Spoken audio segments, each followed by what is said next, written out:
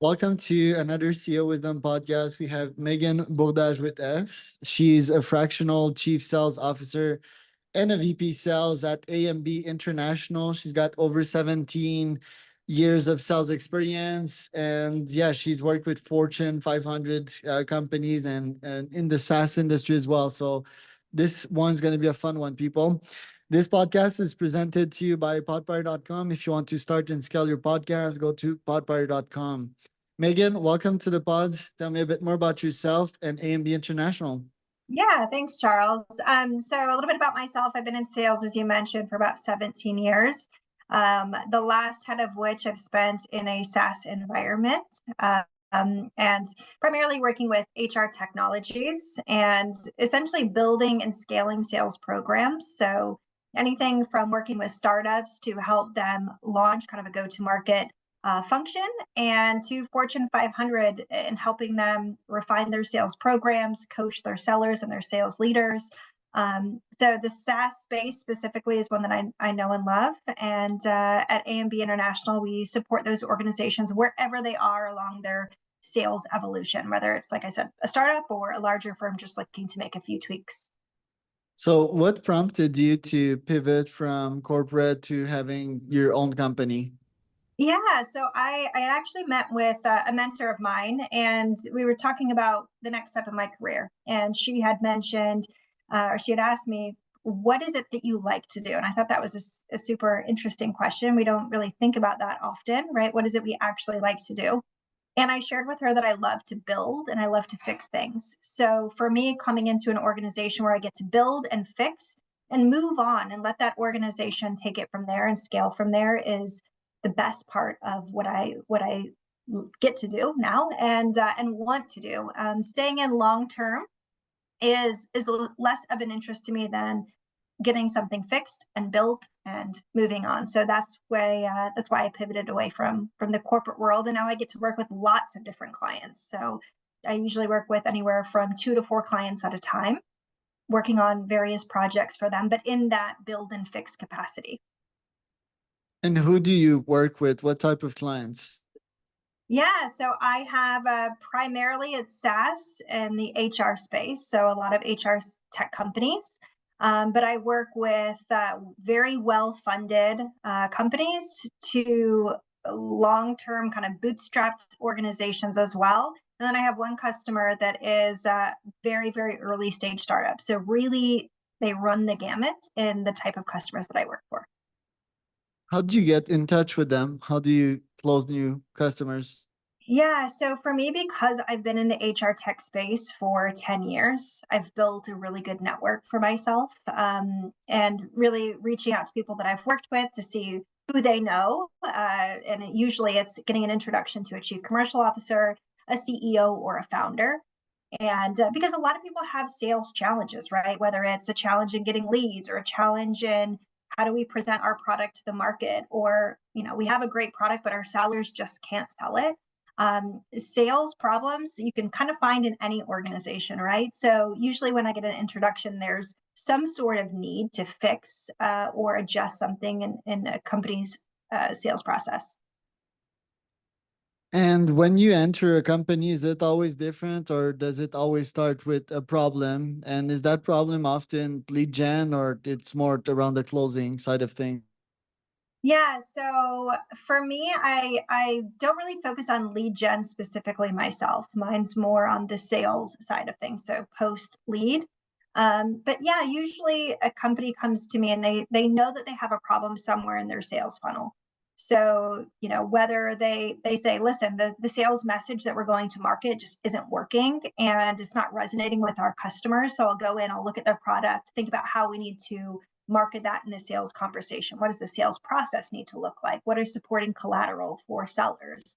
Down to, hey, our sales team, they have this really cool thing, but they don't really know how to sell it. We need some coaching from the sales staff. So usually with every engagement, I start with a lot of discovery, to be honest with you. I mean, kind of like a seller would do, which is where I talk to them about where they're seeing the biggest problems in their sales funnel.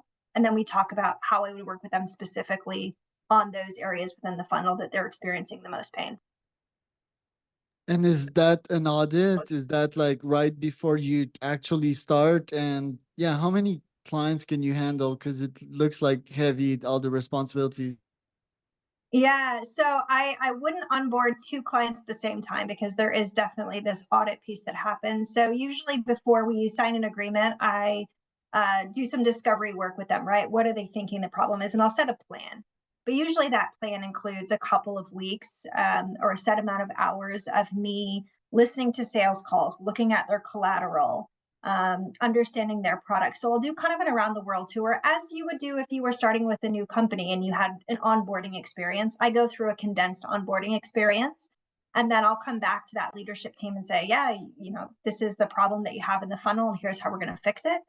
Or, hey, I found 4 other problems you didn't know about that we need to shore up. And I work with clients on a set number of hours per week. It's not a project based. So typically I'll work with clients anywhere from 4 to 12 months at a set amount of hours per week.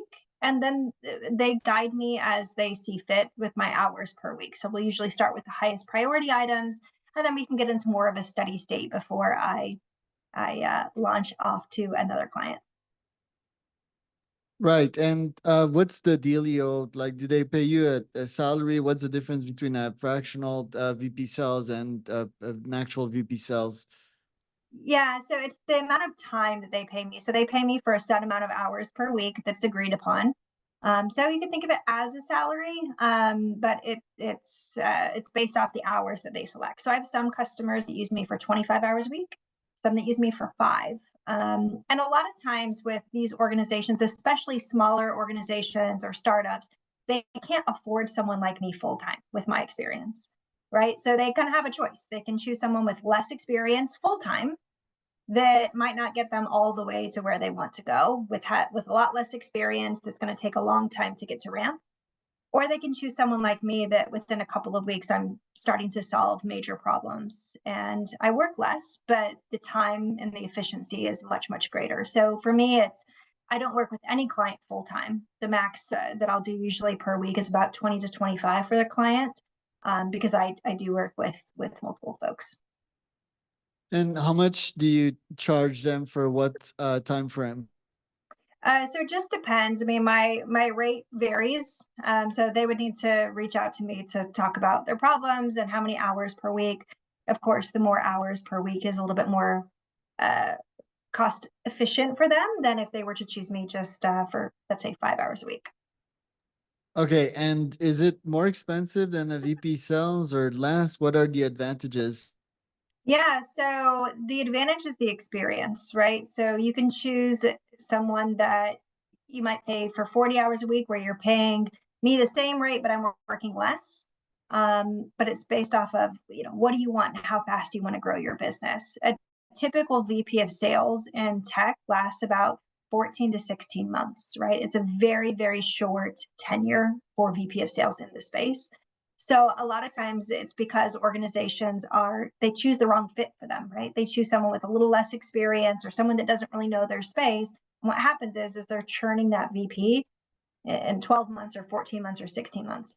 With me, it's a shorter engagement commitment, right? So my minimum commitment's about 4 months. So they can start to see, okay, we're seeing growth, we're seeing progress, and they can keep me on longer term in a fractional capacity.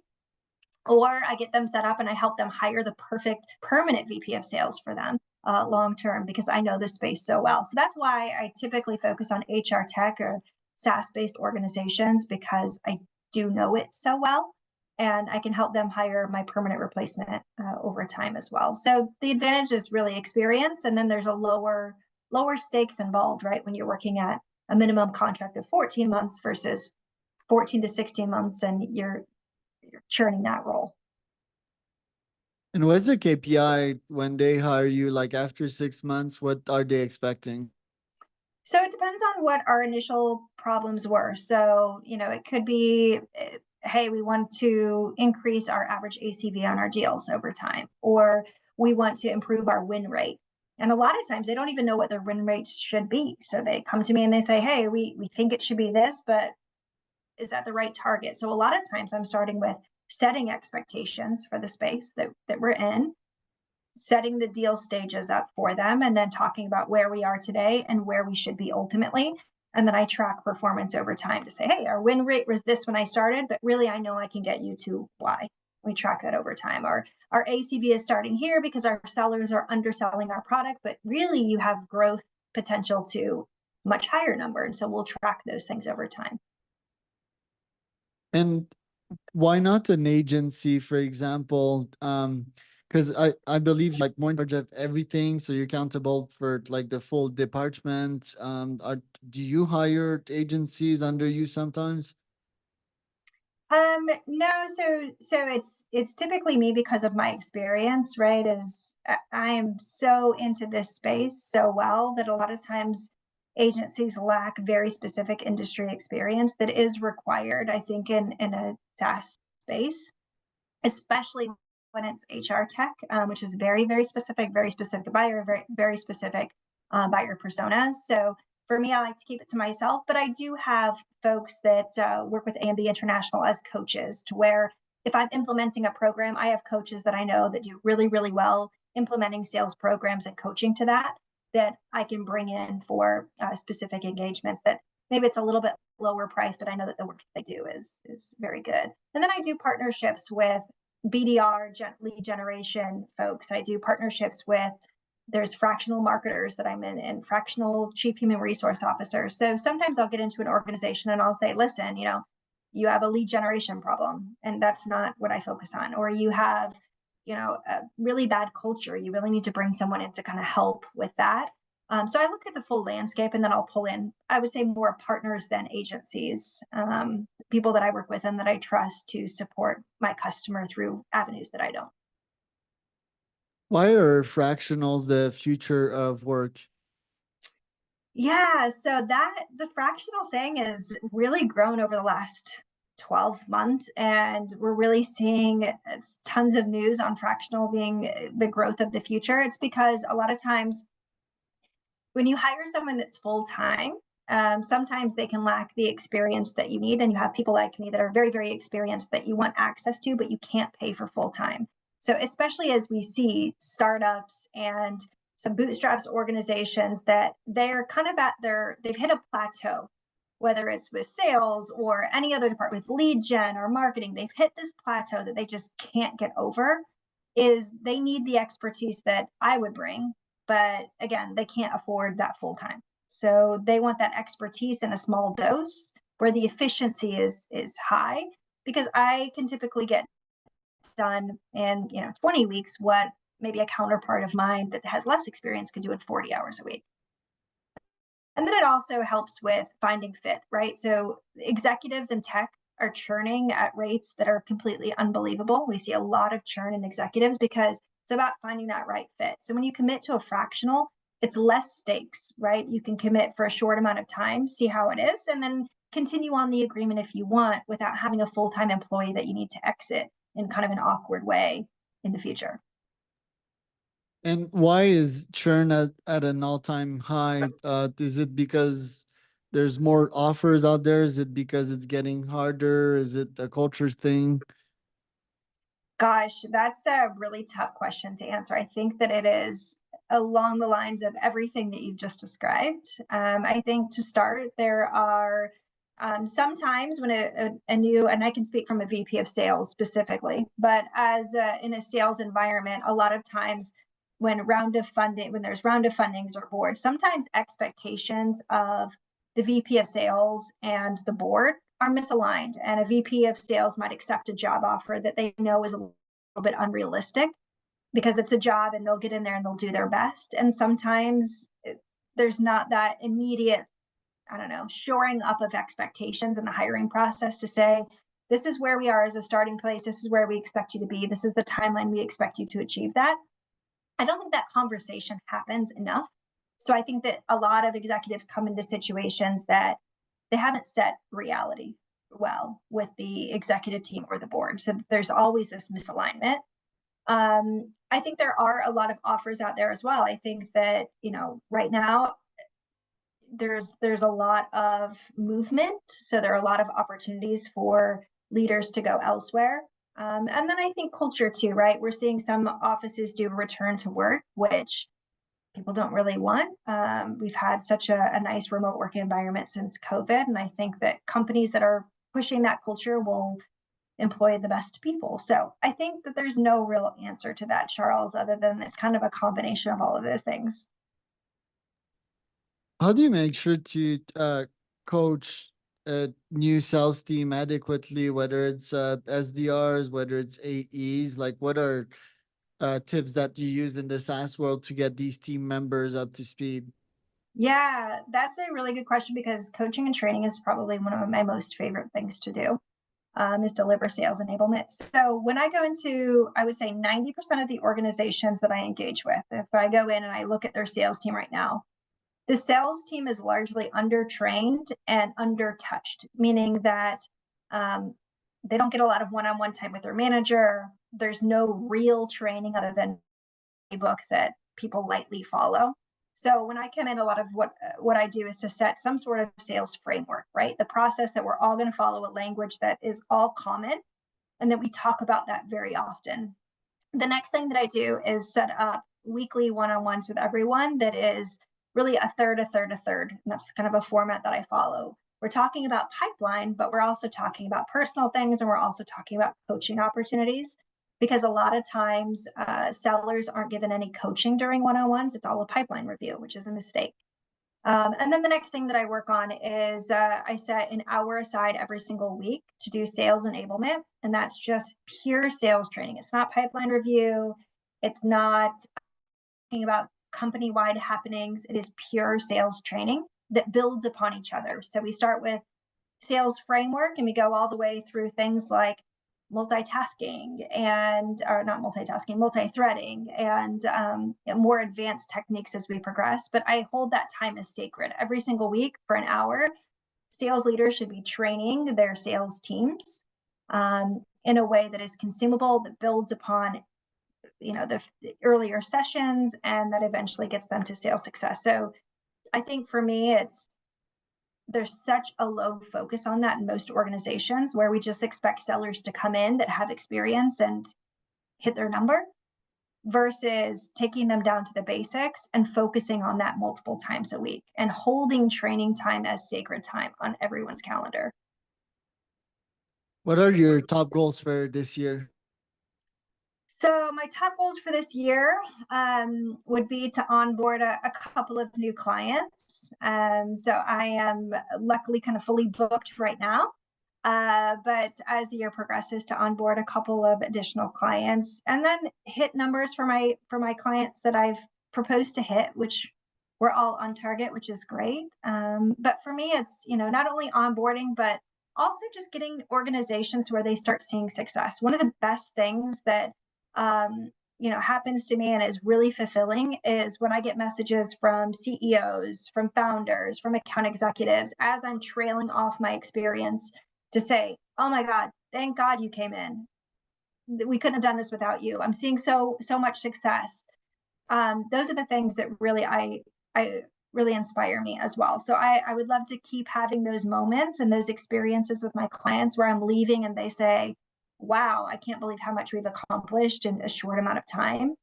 You've changed my career path. You've changed the trajectory of the company. I would like to keep getting those moments, Charles. What have you seen this year on the closing rate side of things and the sales cycle? So great question. So sales cycles have definitely increased over the last couple of years.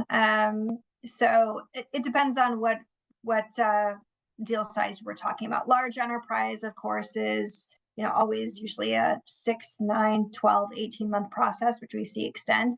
But even I'm seeing it for my customers that are on shorter deal cycles that used to have maybe a 30-day deal cycle. We're seeing 45 and 60 days now, because there's a lot more approvals that organizations are seeking for budget dollars, that maybe they had a little bit more autonomy in the past a couple of years. So deals are definitely going up.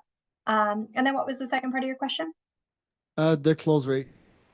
So close rates, I would say so I'm going to give you kind of something double-edged, which is across the board, I've seen win rates decrease, but it's amazing because when I work with an organization, we get those back to the levels that we've seen in the last couple of years. I think it's really just because of a focus on training. And I think that there are a lot of organizations that they've let go sales enablement teams. They've really gone to like a bare bones staff just because of budgeting.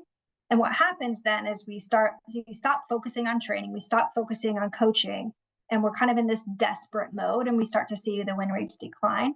Whereas if we continue to invest in coaching and training, we can get those win rates to where we've seen them historically. So for my customers right now, they're all closing win rates that we would have expected to see a year and 2 years ago. They're all at levels that are kind of pre-2024, pre-2023. Well, thank you for today, Megan. Where can people find out more about you? Yeah, so they can find me on LinkedIn under Megan Bourdage. I also have a website, which is ambinternational.org. And would be happy to chat with anyone and talk about some sales challenges that they're experiencing and see if I'm a fit for them.